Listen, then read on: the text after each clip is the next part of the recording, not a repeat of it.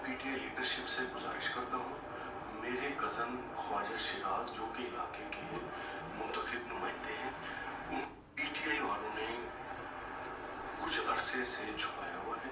मेरी गुजारिश है कि उनको अपने इलाके में आने दिया जाए। ये उनका एक सियासी हक है और उनको इस हक से महरूम न किया। आगे करें जी, अगली दिखाएं जी। अस्सलाम वालेकुम, मेरा नाम नज़ीर अहमद है। मैं एमएनए शफकत अवाम दा मामा लगना और ते बड़ी दी देखभाल करना ते उस पीटीआई ने केपी के विच काफी दिहाड़े तो छुपा के रखा। मेरी सारे नाल गुजारिश है कि साडी आवाज़ पीटीआई की क़यादत नूं पहुंचा दे ते मेरे भांजे नूं वापस लेवां दा साडी मदद करो। ठीक है, आखिर पीटीआई ये चंद जो है वो टेस्टिमनीज़ हैं। ये वो लोग हैं जो अपनी फैमिलीज़ के लिए परेशान हैं, अपने दोस्त अहबाब के लिए परेशान हैं, और आप इनकी बढ़ के सुने। टीवी पे बैठ के कहेंगे हम सब मुत्तहिद हैं, इमरान खान की लीडरशिप के नीचे जो है वो सब जो है वो और हमारे नंबर पूरे हैं, हमें कोई प्रॉब्लम नहीं। और ये इस तरह से पिन पॉइंट करके अपने खुद के एमएनएज़ और सेनेटर्स को जो है वो इस तरह से अगवा कर लेना, इनकी अपनी जो हालात हैं उसका पोल खोल रहा है और ये साबित कर रहा है कि ये फाशिस्ट जमात अपना एजेंडा टो करने के लिए किसी भी हद तक जा सकती है। अब मुझे समझ नहीं आ रहा कि ये जो बेचारों का रोना धोना है इसकी गुजारिश किससे की जाए। स्टेट को, जो पाकिस्तान के इदारे हैं, उन सबको इसका नोटिस लेना चाहिए। इन लोगों को, जो ये एमएनएज़ सेनेटर्स, इनको याद है नहीं कि क्या करते थे, भेड़ बकरियां हैं, इनको जो है वो हब्से भेजा में रखा जाता है। ये क्या कर रहे हैं? और इनको जो है वो अगर जो अभी तो ये जो फैसला आया था मखसूस नशिस्तों वाला भी, जिसके अंदर पीटीआई ख़ुद जो है वो फरीक भी नहीं थी, लेकिन वो दोबारा फ्लोर क्रॉसिंग की जो इजाज़त दी गई, उन लोगों को कहा जी ठीक है, आपने जो जमा कराए थे एफिडेविट्स वो दफ़ा करें, छोड़े परा, हम उनको भूल गए, आप पीटीआई में जमा हो जाएं। अब नहीं लोग जाना चाहते पीटीआई के, तो आप उनको अगवा कर लेंगे।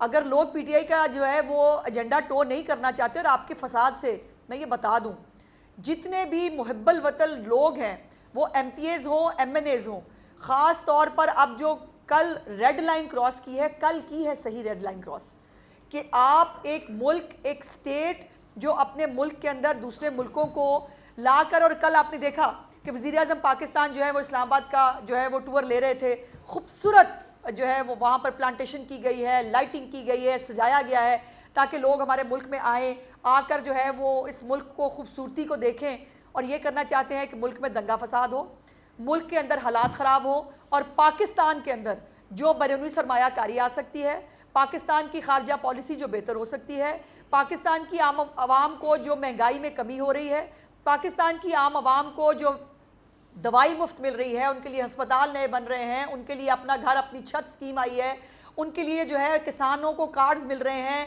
उनके लिए ट्रैक्टर स्कीम आ रही है, मतलब नेम इट, आईटी यूनिवर्सिटी आ रही है, मरियम की दस्तक का प्रोग्राम बहुत तेज़ी से आगे बढ़ रहा है।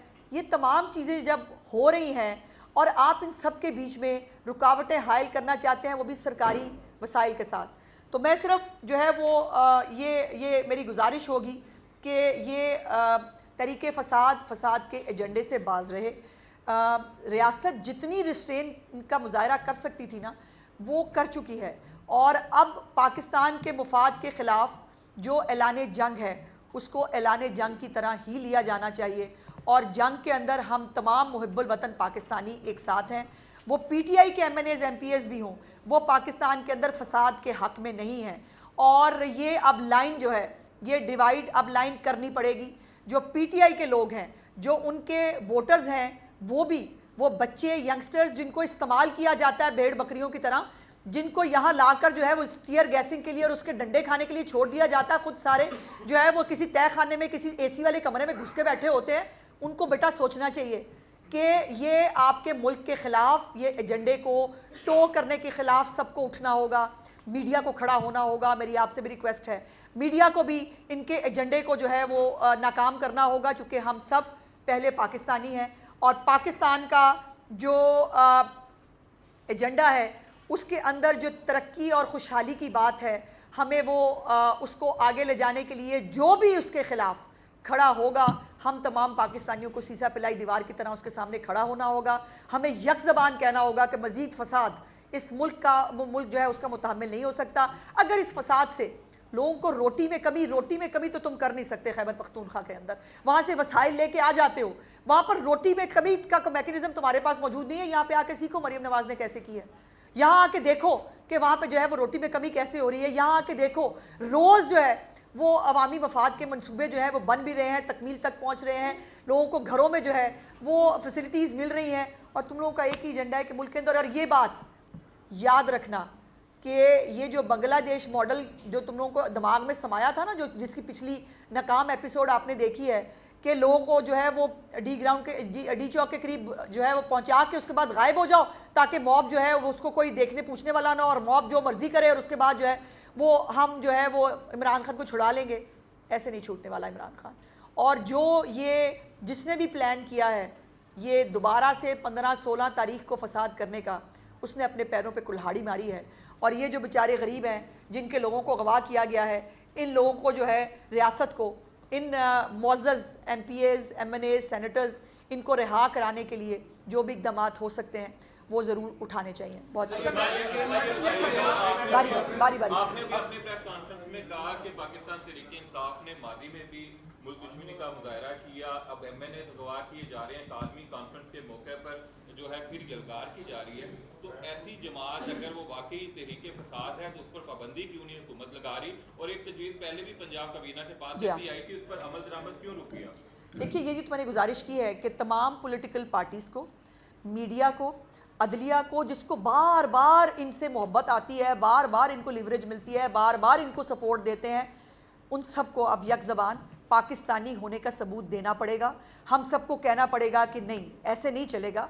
इस मुल्क के ये शंघाई ताउन कॉन्फ्रेंस के बाद अभी वो सऊदी जो है वो डेलीगेशन गया है वापस, अरबों डॉलर के जो है वो मंसूबे हमारे पास यहाँ शुरू करना चाहते हैं। आप मुल्क में सिर्फ इसलिए फसाद करना चाहते हैं कि ये मंसूबे शुरू ना हो या मुल्क के अंदर तरक्की ना आए, तो पाकिस्तानियों को, जो पाकिस्तानी है उसको अपने लिए लाइन डिसाइड करनी पड़ेगी। वो तरक्की और खुशहाली और आवाम के साथ खड़ा होगा, और जो मुल्क फसादी हैं उनको जो है वो उसके बारे में, तो इसके लिए जो पाबंदी है, इसके लिए जो अदलिया है उसको, जो बाकी पॉलिटिकल पार्टीज़ हैं उनको, सबको यक ज़बान फैसला कर लेना चाहिए। इससे ज़्यादा मुल्क दुश्मनी हो नहीं सकती, और अगर इस बात के ऊपर पाबंदी नहीं लग सकती तो फिर अल्लाह जाने कौन सी बातों पर पाबंदी लगनी चाहिए।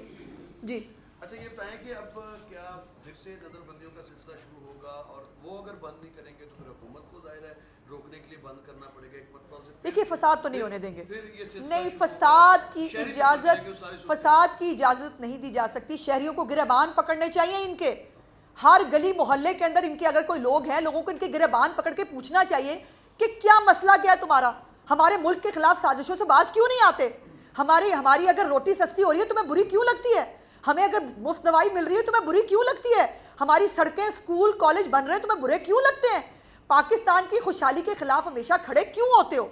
ये देखिए, ये मेरे कहने से या आपके कहने से हमें, जैसे मैंने कहा, पाकिस्तानियत का सबूत देना पड़ेगा। हम सबको यक ज़बान अपने बीच में से ये जो फितना है इसके बारे में कोई लाएहमल यूनानिमसली तैयार कर इनको अपने से अलहदा करना होगा, तो ही पाकिस्तान आगे बढ़ सकता है, वरना ये फसाद पाकिस्तान को आगे बढ़ने नहीं देगा।